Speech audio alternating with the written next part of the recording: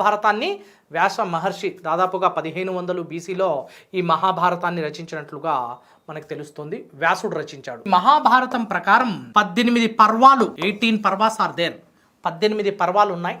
ఈ మహాభారతం ప్రకారం కౌరవులకి మరియు పాండవులకి మధ్య జరిగిన యుద్ధంలో కృష్ణుడు పాండవుల పక్షాన ఉన్నట్లు మరియు కృష్ణుడు అర్జునుడికి చేసిన గీతోపదేశాన్ని భీష్మ అనే పర్వంలో క్లుప్తంగా వివరించడం జరిగింది. ఆ భారతంలో 18 పర్వాలు ఉన్నాయి. ఆది పర్వం, సభా పర్వం, అరణ్య పర్వం, భీష్మ పర్వం.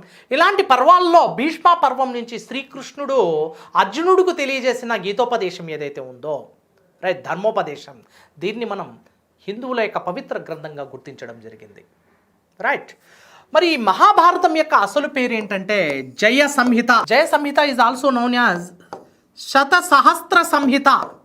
శతసహస్ర సంహిత, జయ సంహితను శతసహస్ర సంహిత అంటాం. కారణం ఏంటంటే తొలి దశలో వ్యాసుడు 8800 శ్లోకాలను రచించాడు. అయితే తదనంతరం గురు శిష్యుల మధ్య జరిగిన సంభాషణతో ఎన్నో శ్లోకాలు ఈ ఒరిజినల్గా ఉన్న 8800 శ్లోకాలకు జత చేయబడ్డాయి. దీని ద్వారా ఈ మహాభారతం అనేది ఒక బృహత్ స్వరూపాన్ని పొంది 1,00,000 శ్లోకాలకు దారితీసిందమ్మా. ఆ 1,00,000 శ్లోకాలనే ఏమని పిలుస్తామంటే శతసహస్ర. శత అంటే 100, సహస్ర అంటే 1000.